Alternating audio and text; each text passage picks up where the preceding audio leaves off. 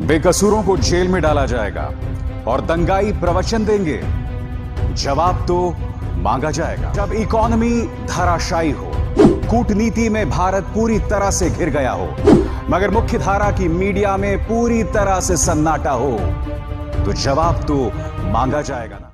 नमस्कार, आप देख रहे हैं जवाब मांगा जाएगा। मैं अभिसार शर्मा। कार्यक्रम शुरू करने से पहले मेरी आप सबसे अपील कि इस कार्यक्रम को व्हाट्सएप और एसएमएस पर कम से कम अपने 5 दोस्तों और कॉन्टैक्ट्स को भेजें, ताकि जो चीजें मैं आपको बता रहा हूं उसके जरिए गोदी मीडिया के नफरती प्रोपेगेंडा को धराशायी किया जा सके। बॉम्बे हाई कोर्ट का वो अहम फैसला जो कि गोदी मीडिया और भारतीय जनता पार्टी के उस नफरती प्रोपेगेंडा को धराशायी करती है। बॉम्बे हाई कोर्ट ने एक अहम फैसला सुनाया है, जिसके अंतर्गत उन्होंने कहा है तबलीगी जमात और विदेशों से आने वाले तबलीगी जमात के सदस्यों के खिलाफ जो तमाम बातें कही गई थी वो झूठी हैं और उनके खिलाफ एफआईआर को रद्द किया जाए। अदालत का फैसला क्या कहता है उसके बाद मैं उसकी व्याख्या करने वाला हूं। अदालत का फैसला आपके स्क्रीन पर। प्रिंट मीडिया और इलेक्ट्रॉनिक मीडिया में विदेशियों के खिलाफ जो कि मरकज दिल्ली में आए थे, उनके खिलाफ एक बहुत बड़ा प्रोपेगेंडा चलाया गया। एक तस्वीर बनाने की कोशिश की गई कि भारत के अंदर कोरोना वायरस के संक्रमण के लिए विदेशी जिम्मेदार हैं। जी हां, एक बहुत अहम फैसला यहां पर सुना रहा है बॉम्बे हाई कोर्ट, और आगे वो क्या कहते हैं उस पर भी गौर कीजिएगा। एक राजनीतिक सरकार हमेशा यह कोशिश करती है कि जब भी कोई बड़ी आपदा आती है तो उसके लिए बलि का बकरा ढूंढा जाए, और इस वक्त जो सर्कमस्टांसेस मौजूद हैं उससे साफ हो रहा है कि इन विदेशियों को बलि का बकरा बनाया गया। वो आगे ये भी कहते हैं कि जो ताजा संक्रमण के आंकड़े हैं भारत में, वो ये बतला रहे हैं कि जो मौजूदा पिटिशनर्स यानी कि जो तबलीगी जमात के सदस्य हैं, उनके खिलाफ कार्रवाई गैर वाजिब थी। उन्हें यह भी कहा गया है कि उनके वीजा उन्हें वापस दिए जाएं ताकि वो अपने मुल्क, अपने देश लौट सकें। तो बहुत ही करारा तमाचा एक तरह से मारा गया है बॉम्बे हाई कोर्ट के इस फैसले में। और मैं नहीं भूला हूं कि तबलीगी जमात पर जो हमला हो रहा था वो तो हो ही रहा था, मगर उसके जरिए मुख्य धारा की मीडिया की मदद ली गई, और किस तरह से कोरोना संकट के बीचों बीच एक प्रोपेगेंडा चलाया गया जिसके जरिए मुसलमानों के सोशल बॉयकॉट तक की बात की गई। ढेरों तस्वीरें दोस्तों उस वक्त सामने उभर कर आई थी कि किस तरह से मुसलमानों को टारगेट किया जा रहा था। मैं नहीं भूला हूं भारतीय जनता पार्टी का एक नेता उत्तर प्रदेश के अंदर किस तरह से फल बेचने आए एक मुसलमान को धक्के मार के जलील करके उसने बाहर निकाला था। बिहार से भी इसी तरह की ढेरों तस्वीरें उभर कर आई थी कि फल और सब्जी बेचने वाले मुसलमानों को धक्के देकर बाहर निकाला जा रहा था। क्या नाम है? भाग कहाँ रहे वे? क्या भाग कहाँ रहे हो? भाग क्यों रहा है? नाम बता। सही सही अपना नाम बताओ। क्या नाम नाम है? बताओ अपना। नाम क्या है बेटा? तू बोल, सही बोल। तू बोलेगा तेरा बाप बच जाएगा, नहीं तो बता रहा हूँ। बताओ। साला झूठ बोल रहा था मुसलमानों क्या के। बोल रहे बे? अरे भैया, रात कुमार से बोलते रहते हैं।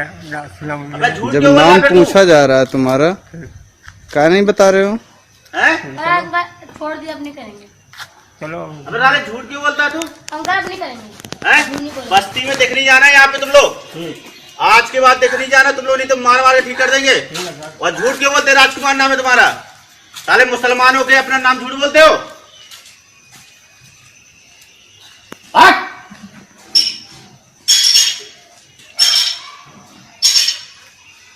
देख मत जाना यहाँ मोहल्ले में। साले राजकुमार नाम बता रहा था अपना। हिंदू नाम बता रहा है? हाँ, मुसलमानों के अपना हिंदू नाम बता रहा। झूठ बोल के ये लोग सब्जी बेच रहे हैं। सबसे दुखद बात जो 2 स्तर पर उभर कर आ रही है कि मीडिया, मुख्य धारा की मीडिया ने जबरदस्त झूठ का प्रचार प्रसार किया। अनाप शनाप वीडियोस जिसका कोई लेना देना नहीं था तबलीगी जमात से, वो वीडियोस का इस्तेमाल करके कहा गया कि देखो तबलीगी जमात के जो कार्यकर्ता हैं वो किस तरह से खाने में थूक रहे हैं, फलों में थूक लगा रहे हैं, और उसके जरिए देश में संक्रमण फैलाया जा रहा है। इंसान से हैवान तक भगवान से शैतान तक।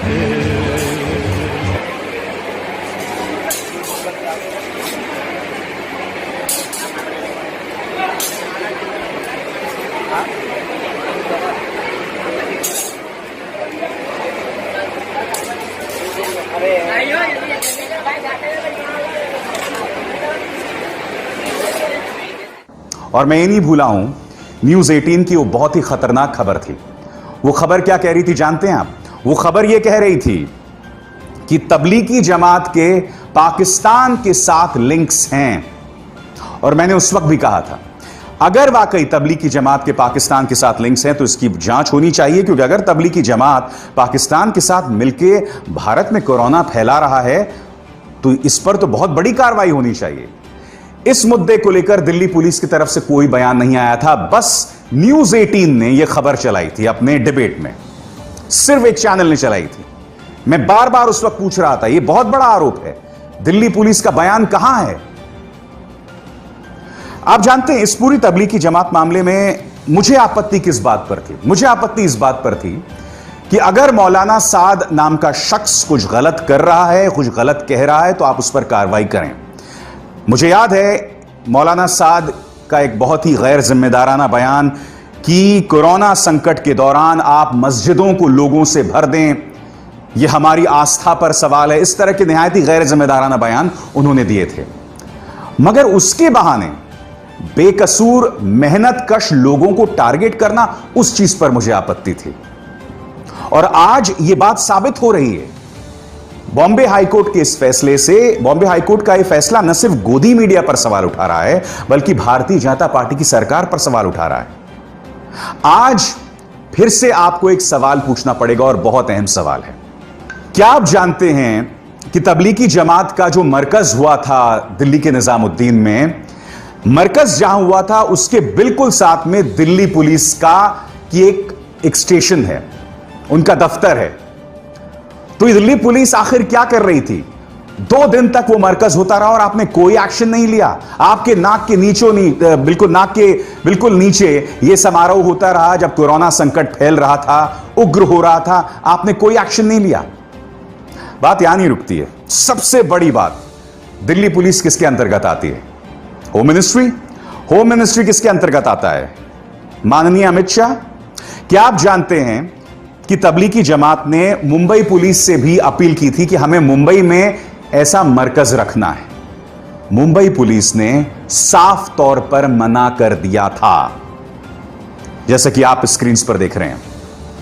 मुंबई पुलिस ने कह दिया था कि हम आपको ऐसी अनुमति नहीं दे सकते हैं। तो फिर गृह मंत्रालय ने, जिसके अंतर्गत दिल्ली पुलिस आती है, उन्होंने तबलीगी जमात को दिल्ली के निजामुद्दीन मरकज में आयोजन की अनुमति क्यों दी? मुझे यकीनन आपत्ति उस वक्त तबलीगी जमात पर थी। मैंने कहा था कि भाई, जब कोरोना फैल रहा है तो उन्हें स्वेच्छा से ऐसा आयोजन नहीं करना चाहिए था। मगर उससे भी पहले आपको यह सवाल पूछना चाहिए था कि जो विदेशी तबलीगी जमात के मरकज में शिरकत करने आ रहे हैं, उनकी जांच इंदिरा गांधी इंटरनेशनल एयरपोर्ट में क्यों नहीं हुई? और यह जिम्मेदारी किसकी है? भारत सरकार की है। तो भारत सरकार इसमें कई मोर्चों पर फेल हुआ। नंबर 1, जो विदेशी डेलीगेट्स आ रहे थे उनकी जांच नहीं हुई। नंबर 2, उन्होंने आयोजन की, गृह मंत्रालय ने आयोजन की अनुमति दे दी।